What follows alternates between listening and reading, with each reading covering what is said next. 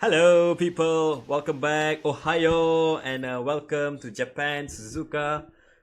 One of the most beautiful track loved by drivers in real life and in the sims as well. Now let's get into the setup right away. If you want to skip to the track guide, you can skip by looking up for the thumbnails. No, not thumbnails. The chapters in this video. So you can skip towards the end around 10, 11-ish minutes, the maybe 7, maybe 8. You'll find the track guide immediately over there. And the setup is also in the description if you want to skip this part, but I appreciate you watching anyway. So setup, let's get into it right away. What you'll need for Japan. So first of all, sector 1, where the S's are, the S section, beautiful section by the way. You'll need a lot of downforce there to carry a lot of speed and also stability for your rear tires, and on the front you need the car to be pointy as well. So you're going to need a lot of downforce in sector 1, whereas in sector 2 and sector 3 you're going to need a lot of top speed so you can follow and overtake someone, and on the pit straight to overtake someone. Essentially, you know, if you have a good last sector, it's easy to overtake someone on the pit straight here with enough battery and DRS, and you can make the pass.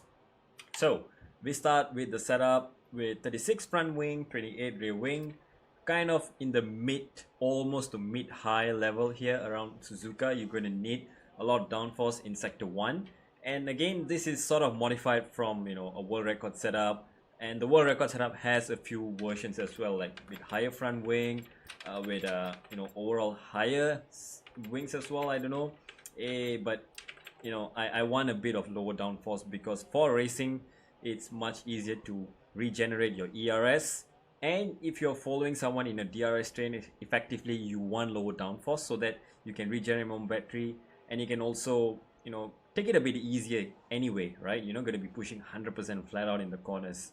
So this is good amount. If you want a bit more race stability, go for a higher rear wing of course, or you can reduce the front wing as well.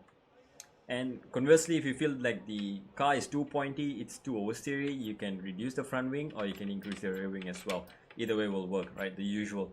Now transmission, 55 on throttle, 53 off throttle. So might have seen there was a few moments where the car was like on edge. It wanted to slide out and lost a few, probably a tenth or two at best. So if I go for absolute best attempt, I think probably there's another 2 tenths to be found in this setup alone. Maybe 3, I don't know, depending on day and skill issues.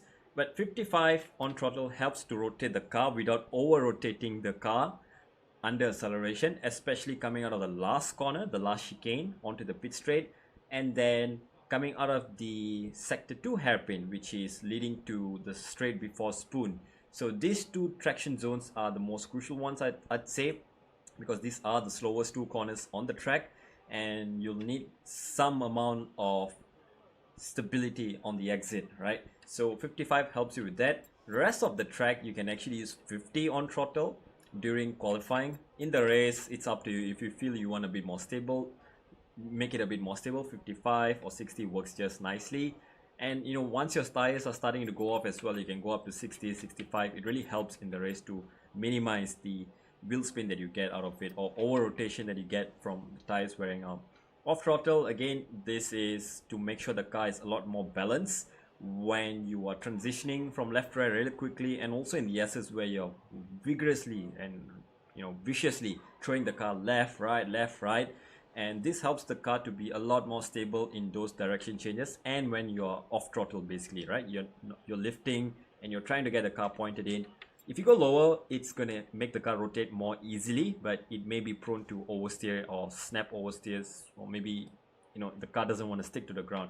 Too high and you start to be a little sluggish on corners, the car doesn't want to turn in, and you may be losing time overall.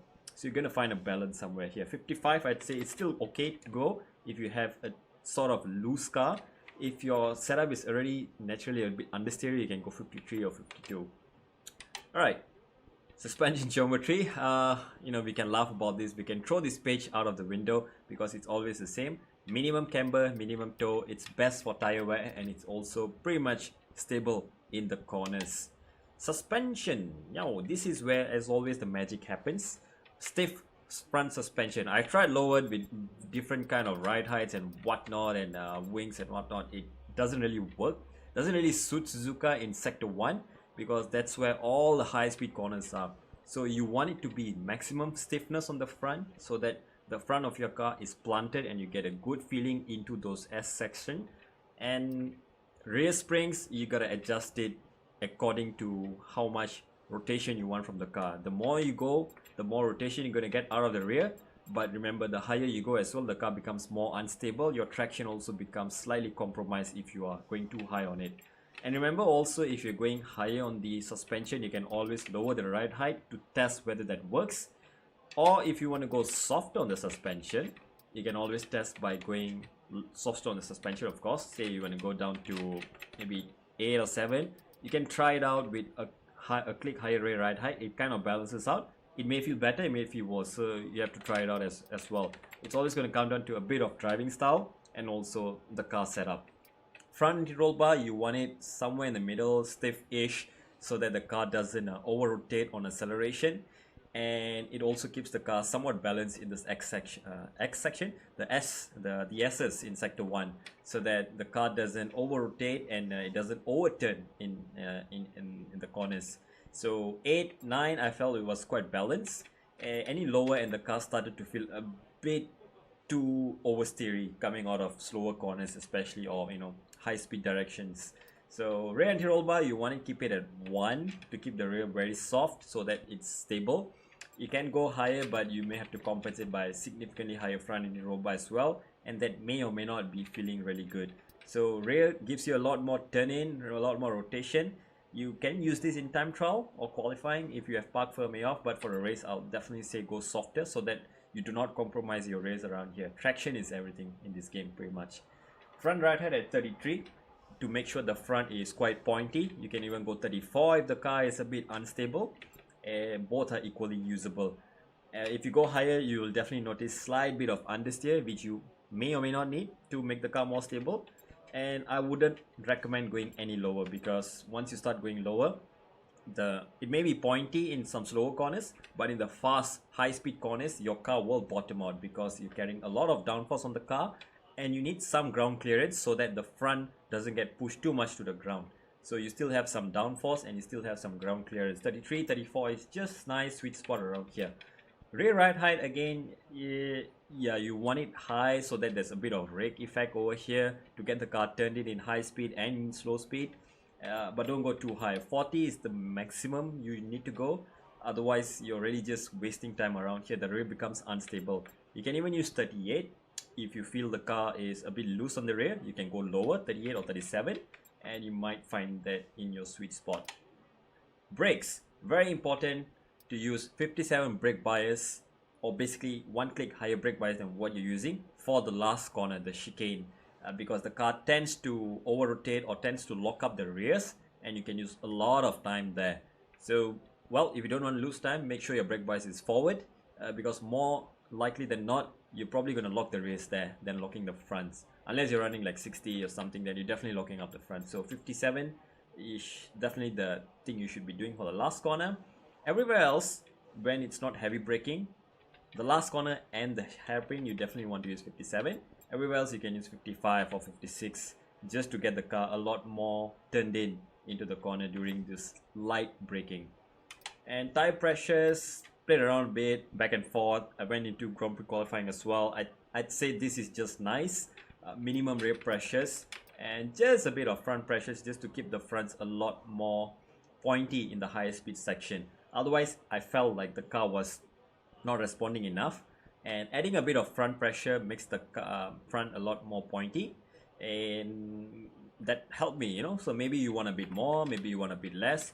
Just make sure the tires are within the temperature range for your given tire sets.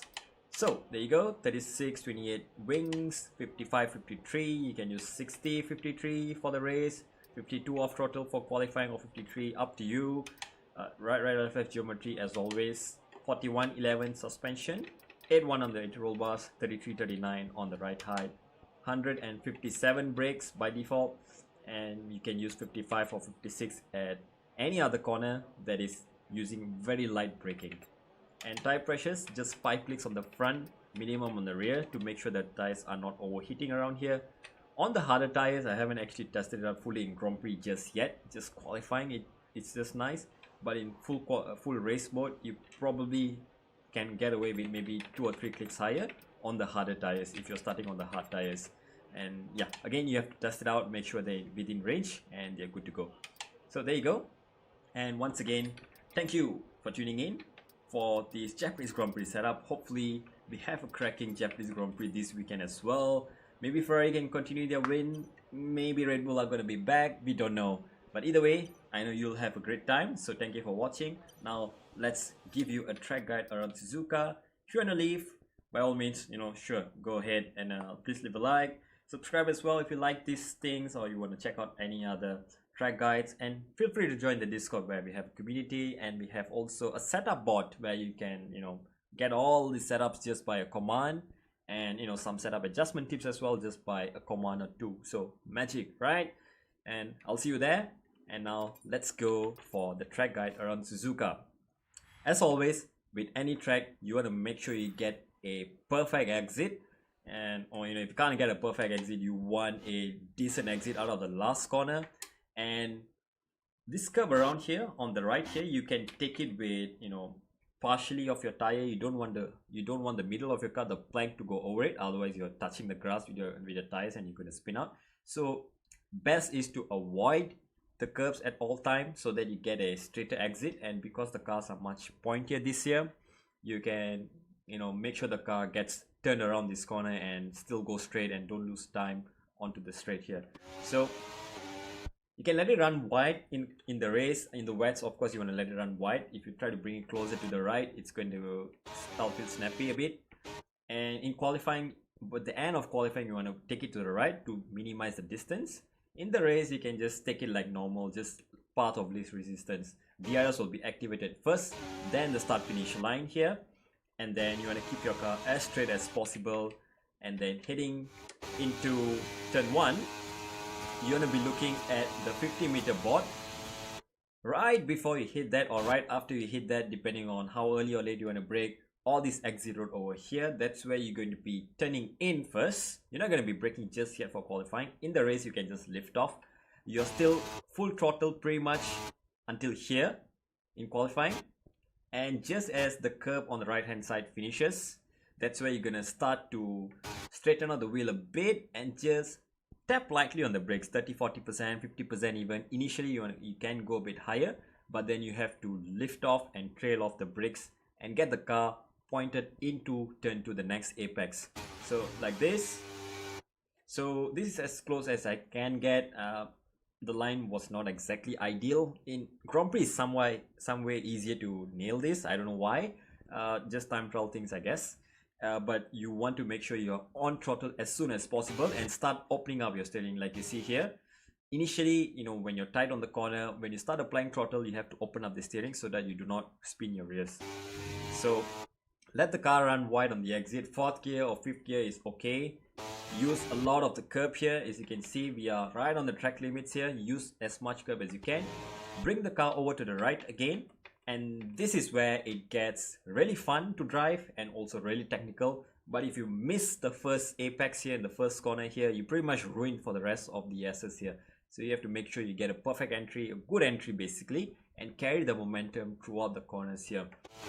So turning point is sort of blind here, but I just use the curb entry as my peripheral vision. You have to train your muscle memory a bit to get the turning right. In qualifying and race is slightly different. In the race, you have to downshift to 5th sometimes if you're following, so to avoid the car washing out. In qualifying, you can take it very high speed. This is still almost full throttle. There are times where you can take it full throttle, maybe with high downforce, but it's a very tiny lift. As soon as you get the car pointed in, full throttle again, and then here maybe a downshift and a bit of lift, and on the power again very quickly, and let the car run wide on the exit. We did not fully use the track over here, as you can see, so there's a bit of time left on the table here, but that also allowed us to bring back the car more to the middle of the track and prepare the next left-hander here. So again, you want the car to point right to the apex here. You can ride a bit of this curve, but I don't like to ride any more than this because it unsettles the car.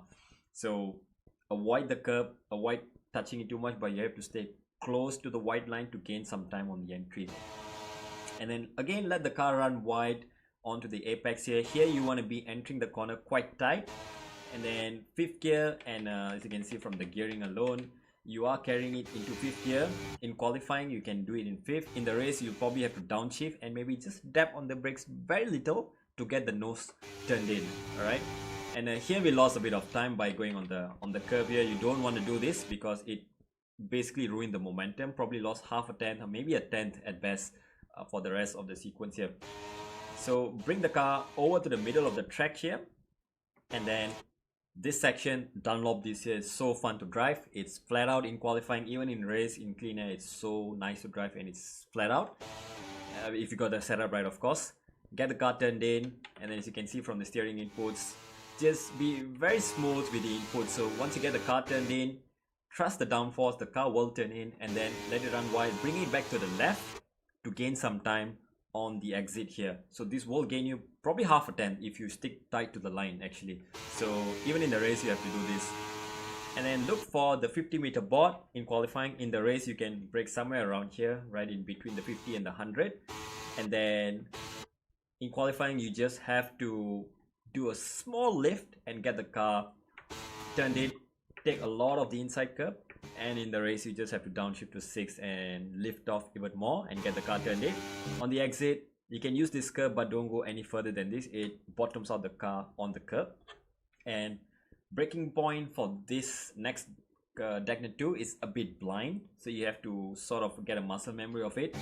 I also don't have much of a reference, but you know, when I spot the end of the curb, that's where I start to prepare to brake. You know, it's quite a long sentence to say that though. So brake initially pretty heavy and then trail off a bit. So you know, probably you can brake 100% and then trail off to 30, 20%, or you know, 80% first, and then you trail off to 40, 30, 20, and then as you can see, 4th gear, get the car tight on the entry. There's a bit of camber here. The car will turn in easily if you stick tight to the corner. But you don't want to go on this red and white curb or even on the green curb. It unsettles the car a lot, so much so that you can actually lose exit momentum here.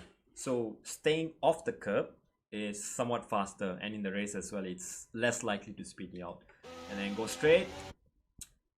This corner here, the exit of Dagner 2, the curb is pretty high here and pretty serrated as well. So if you go any more than this, you're going to feel the car is going to slow down. It's going to sound like that. That's when you know the bottom of your car, the floor is scraping the curb, and you're going to lose momentum. Easily 1/10 going to be lost onto the next hairpin. So maybe in the race you don't want to go too wide here, so that it's easier to follow, you know, easy to maintain momentum. And on heavier fuel, the car is more likely to spin if you do this kind of mistakes, and on, you know, older tires and harder tires. So this is as much as you want, and make sure you bring back the car within the track limits, because the grass starts. If you touch even a bit of grass, you can actually lose a few thousands here. So up to 6th gear. In the race you can keep it in 6th gear. You don't even need to go up to 7th gear. Even in qualifying you can actually leave it in 6th. You don't gain anything from going up to 7th here. And braking point for here is right after the curb ends. This is for the race. For qualifying, I like to brake after that little orange board on the right, so just a little bit further, and brake heavy in a straight line down to 4th gear, and then 3rd gear for the apex. So there's a bit of camber again in the corner here. It helps to rotate the car, but if you go too tight you may not have the best exit around here. So I like to just enter a little bit wider and then cut back in. You can see I'm cranking the steering wheel in the middle of the corner here, just to rotate the car and straighten out the car much sooner on the exit. So once you hit the corner like around here, start applying throttle to get the rear rotated as you're exiting, maybe around 30-40% throttle, and then progressively increase the throttle. By here you should be full throttle already in qualifying. In the race maybe just slightly after or in 4th gear. Keep the car straight. We had a bit of wheel spin. As you can see, our steering is not fully straight here, so we had a little bit of wheel spin. This can lose you probably half a tenth, a good half a tenth down this straight here. Now this is straight. You stay as tight as you can to the right. This gains you a lot of time as well. If you run wide, follow the in-game racing line that's given to you, you're going to lose about half a second, maybe even not a half second, half a tenth or even a tenth. So again, to gain time, stay tight on the right. I cannot emphasize that any more than I could. If you see my face, probably I'll be exploding in red, but you know, no face cam. Goody, I'll get one again soon. Now, stay tight to the right all the way. In the race, you can just rev out 7th gear. Qualifying, you can go up to 8th gear because you will gain a little bit of time, and that's actually going to help you. And stay tight. Now you're going to be spotting the 50-meter board around here, and God forbid if this board gets taken out, you have a secondary reference, which is the green Rolex board on the right hand side. So as soon as you start that, that's where you're going to brake. Very light braking, just probably 20-30% of brakes just initially, downshift to 6, and then you're fully off the brakes. The car is already pointing to the apex here, and then 5th gear just a little bit to get the car, you know, when I apply throttle so that the car responds and gains some proper acceleration. 6th gear kind of bogs down a bit, and then just rev it out in 5th. You don't want to go any further than this much of the curb because again it's serrated and it's quite high. It's going to bottom out the car, so staying about half on the curb. And then now for the next corner here, again it's sort of blind, but if you have a peripheral reference, it's again on the outset as the orange marker on the right hand side. That's where you can use that, or as you hit middle of this curve here. So if you're fixated on the curb, right as you hit the middle of the curve, that's where you just brake a bit, point the car into the apex, again into the curb, but don't go on the curb. All right, so point it to the curb here as you can see, and then I did touch a bit in qualifying, it's okay. In the race, probably it can spin you out. So again, 4th gear, and I upshift to 5th early to reduce the wheel spin on the rear, and I let the car run wide again here, so that I don't lose momentum on this exit, right? And you can use a lot of this exit curve. You can go pretty far out on the curb here, so it's fine here. It's not like other curves. And right on the track limits again, make sure you make use of the full track limits, but don't get a warning. Don't get a warning, please. And bring it back tight to the left. Not necessary, but keep it as straight as possible so you can minimize the distance by going to the left a little bit and then slowly coming back to the right. And this is 130R, famous corners, a lot of overtakes, a lot of history in this corner as well, historical races here. You want to throw the car in not too heavily because it's quite pointy in these cars. You just have to turn a little bit. As you can see, I'm just turning very gently. The car will turn in as well. So right around 50 meter, that's where you turn in a bit. Stay tight again to the left hand side. This will gain you time, a few thousandths, you know, here and there throughout the whole lap. You can actually gain a tenth or two by just staying tight in certain corners here. And then, but be careful in the race because there are marbles, so you may have to take a more conventional racing line and qualifying as well. Time trial, you know, just ignore this. Not really marbles here. Now, make sure a brake bias is set to forward again to up to 57. If you're using 55, then up to 56. If you're using 57 already, you can maybe go up to 58 or stick at 57 here. And you brake at the 100-meter board. There are 200-meter boards around here. One is the one on the track, the yellow one, the Pirelli tire. One is more permanent above the track on the side. So use whichever reference you need. Brake hard in a straight line. The track sort of like, you know, turns inwards while you're still braking, so you want to make sure you're not braking on the grass. Leave a bit of margin here as you can see as we are heading into the corner here. Brakes in a straight line, and then you want to make sure the car turns into the curb here. 3rd gear to make sure it turns, and you take a lot of this curb.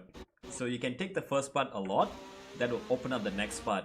So the second part, there's 2 ways to take it. You can just clip slightly. You don't want to go on the light green patch of it because that bottoms out the car. Or you can go a little bit wider than I did here and you know, straighten out the car a lot more. But either way, you have to find which one suits you. On the exit, like I said, you can take half of this.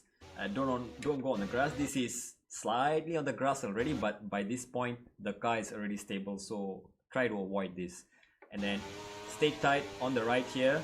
This will get you a few more thousandths for your qualifying lap, which may be crucial to, you know, secure a position or two higher. DRS wide open here, and then straight to the finish line, and that is a lap of Suzuka International Circuit. Love this track.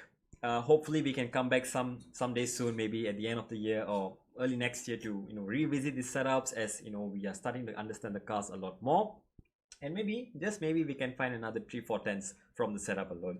So good luck again, and I wish you all the best in your next races. See you in the Discord, and well, see you next time for another setup around the Singh Racing YouTube channel. Bye bye.